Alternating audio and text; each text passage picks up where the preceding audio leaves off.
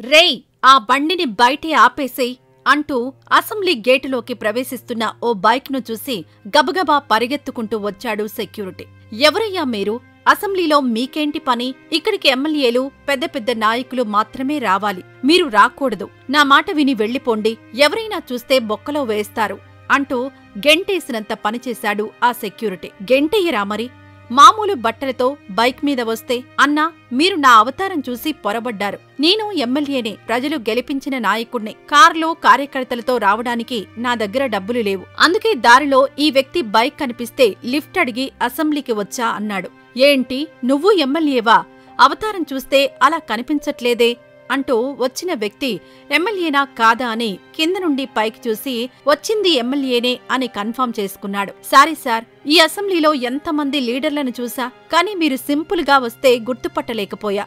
నన్ను క్షమించండి అంటూ ఆ వ్యక్తిని లోపలికి పంపించాడు. ఇదంతా కట్టుకతో, కల్పిత కథో కాదు. మధ్యప్రదేశ్లో జరిగిన వాస్తవ గాథ. తెలుగు రాష్ట్రాల్లోని పోటీ చేసే అభ్యర్థుల ధనబలం గురించి ప్రత్యేకంగా చెప్పాల్సిన అవసరం లేదు. ఎన్నికలు జరిగిన అన్ని రాష్ట్రాల్లో హేమాహేమీలతో తలపడుతూ కొందరు పేద అభ్యర్థులు పోటీకి దిగారు. అత్యంత పేదరికంలో బాధపడుతూ కూడా తమ అదృష్టాన్ని పరీక్షించుకున్నారు. వారిలో కొందరికి డిపాజిట్ కూడా దక్కకపోయినా ఒకరు మాత్రం ప్రస్తుతం వార్తల్లో నిలుస్తున్నారు. అతనే మధ్యప్రదేశ్ కు చెందిన కమలేశ్వర్ దొడియార్. ఒక ఊరి సర్పంచ్ గా పోటీ చేసే వ్యక్తి సైతం ఇన్నోవా కారును మెయింటైన్ చేసే ధోరణి కనిపిస్తుంది. ఎమ్మెల్యేలు ఎన్నికల్లో గెలిచాక వాళ్ల క్రేజ్ ఎలా ఉంటుందో తెలిసిందే. చుట్టూ సెక్యూరిటీ, కొత్త కాన్వాయ్, సామాన్యులు అనుమతి లేకుండా దగ్గరికి వెళ్లడం ఎవరి తరం కాదు. కొందరు నాయకులు ప్రజాసేవే లక్ష్యంగా సాధారణ జీవితం గడుపుతూ ప్రజల కష్ట సుఖాలను పంచుకుంటూ ఉంటారు. మరికొందరు నాయకులైతే ప్రజల నుంచే దోచుకుని లగ్జరీ జీవితాలను గడుపుతారు. కానీ కొంతమంది నాయకులు మాత్రం ఎంతో నిజాయితీగా ఎలాంటి అవినీతికి పాల్పడకుండా ప్రజల కోసం తమ వంతు కృషి చేస్తున్నారు. నిజంగా ఇలాంటి నాయకులకు ప్రజలు ఎల్లప్పుడూ రుణపడి ఉంటారు. ఇటీవలే ఇలాంటి నాయకుడికి సంబంధించిన ఓ వార్త తెగ వైరల్ అవుతోంది. ఇంతకీ ఆ నాయకుడు ఎవరో, ఆ నాయకుడు చేసిన పని ఏంటో మనం ఇప్పుడు తెలుసుకుందాం. ఇటీవల 4 రాష్ట్రాలకు సంబంధించిన అసెంబ్లీ ఎన్నికలు జరిగాయి. మహారాష్ట్ర రాష్ట్రంలోని రత్లాంకు చెందిన కమలేశ్వర్ దొడియార్ ఎన్నికల బరిలో నిలిచాడు. అయితే అతని వద్ద ఎన్నికల్లో పోటీ చేసేందుకు తగినంత డబ్బు లేదు. అత్యంత పేద కుటుంబానికి చెందిన కమలేశ్వర్ 12 లక్షల అప్పు తీసుకున్నాడు. మహామహులు రంగంలో ఉన్న తన నియోజకవర్గంలో ఎమ్మెల్యే అభ్యర్థిగా పోటీకి నిలబడ్డాడు. రాష్ట్రంలోనే అత్యధిక ఓట్లు ఈ స్థానంలో పోలైన సైలానా స్థానం నుంచి కాంగ్రెస్ అభ్యర్థి హర్ష విజయ్ గెహ్లట్ పై కమలేశ్వర్ 4618 ఓట్ల తేడాతో విజయం సాధించాడు. కమలేశ్వర్ కు 71219 ఓట్లు రాగా హర్షకు 66601 ఓట్లొచ్చాయి. బీజేపీకి చెందిన సంగీతా చారెల్ 3వ స్థానంలో నిలిచాడు. ఇక్కడ మొత్తం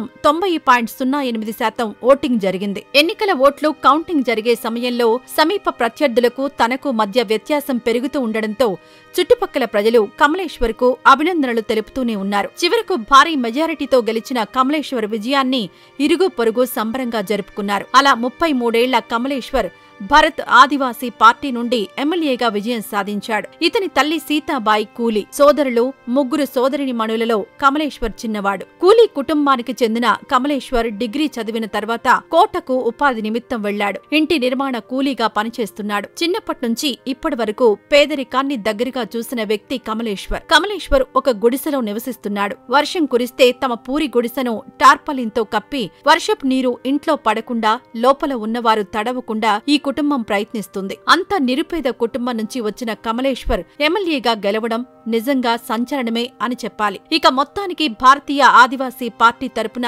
కమలేశ్వర్ దొడియార్ ఎమ్మెల్యేగా విజయం సాధించారు. ఆ పార్టీ నుంచి విజయం సాధించింది కేవలం ఇతనొక్కరే. అతను ఎమ్మెల్యేగా గెలిచిన తర్వాత తన గెలుపు ధృవీకరణ పత్రాలను అసెంబ్లీలో అందజేయాలి. దీనికోసం అతను తన నియోజకవర్గం నుంచి భోపాల్ వరకు బైక్ పైన తన ప్రయాణాన్ని సాగించాడు. దీనిని సోషల్ మీడియాలో లైవ్ ఇచ్చారు. ఎమ్మెల్యే అయిన తర్వాత తొలిసారి పర్యటనకు వెళ్లేందుకు కారు ఏర్పాటు చేయాలని ప్రయత్నం చేసినా అది సాధ్యపడలేదన్నారు. తనకి సొంత వాహనం కొనుగోలు చేసే స్తోమత లేదని, తన బంధువు వాహనం తీసుకుని వచ్చానని ఆయన చెప్పుకొచ్చారు. చివరకు బుధవారం రాత్రి బైక్ మీదనే భోపాల్కు కు చేరుకున్నారు. ఆ తర్వాత ఎమ్మెల్యే విశ్రాంతి గృహంలో అతిథిగా బస చేశారు. గురువారం రోజున అధికారులకు తన పత్రాలను అందజేశారు. ఈ విషయాన్ని కమలేశ్వర్ సోషల్ మీడియాలో పోస్ట్ చేసి ప్రధాని మోడీ, సీఎం శివరాజ్ సింగ్ చౌహాన్, రత్లాం పోలీసులను ట్యాగ్ చేశారు. దారిలో ఎటువంటి అవాంఛనీయమైన ఘటనలు జరగకుండా అవసరమైన భద్రత కల్పించాలి అని కోరారు. తెలుగు రాష్ట్రాల్లో ఎమ్మెల్యేగా గెలిచిన వారి హడావుడిని చూసినప్పుడు ఇలాంటి ఉదంతాలు విస్మయానికి గురిచేసేలా ఉంటాయని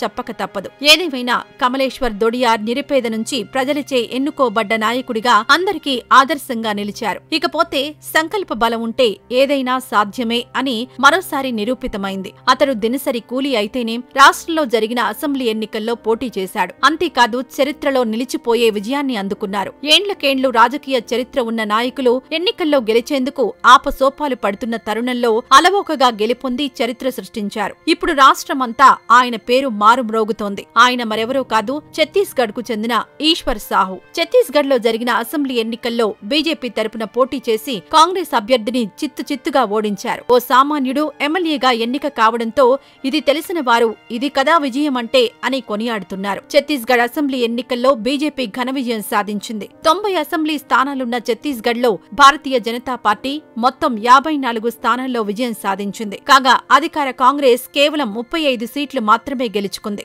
ఈ ఎన్నికల్లో ఉప ముఖ్యమంత్రి టీఎస్ సింగ్ దేవ్ తో సహా 9 మంది మంత్రులు ఓటమిని చవిచూడాల్సి వచ్చింది. ఈ క్రమంలో ఒక సీటుపై జోరుగా చర్చ సాగుతోంది. అది బెమెత్రా జిల్లాలోని సాజా అసెంబ్లీ స్థానం. ఛత్తీస్గఢ్ ఎన్నికల ఫలితాల్లో అనూహ్య ఫలితం అందరి దృష్టిని ఆకర్షించింది. రోజువారీ కూలీ అయిన ఈశ్వర్ సాహు 7 సార్లు గెలిచిన కాంగ్రెస్ ఎమ్మెల్యేను ఓడించి గెలుపొందారు. ఈశ్వర్ బీజేపీ తరపున పోటీ చేసి ఈ విజయాన్ని అందుకున్నారు. బఘేల్ ప్రభుత్వంలో సాహు కుమారుడు హత్యకు గురయ్యారు. దీంతో కాంగ్రెస్ ప్రభుత్వంపై ఈశ్వర్ ఆగ్రహంతో రగిలిపోతున్నారు. ఇది గమనించిన బీజేపీ వ్యూహాత్మకంగా ఈశ్వర్ కు టికెట్ ఇచ్చింది. సాజా అసెంబ్లీ స్థానం నుంచి బరిలోకి దించింది. ఈ పోటీలో కాంగ్రెస్ ఎమ్మెల్యే రవీంద్ర చౌబేపై ఆయన 5,527 ఓట్ల మెజారిటీతో గెలుపొంది చరిత్ర సృష్టించారు. కాంగ్రెస్ పార్టీ సీనియర్ నేత 7 సార్లు ఎమ్మెల్యేగా గెలిచిన రవీంద్ర చౌబే సాజా అసెంబ్లీ స్థానంలో ఓటమి చవిచూశారు. వృత్తిరీత్యా కార్మికుడైన ఈశ్వర్ సాహు కుమారుడు ఈ ఏడాది రాష్ట్రంలో జరిగిన అల్లర్లలో మరణించారు. ఏప్రిల్ 2023లో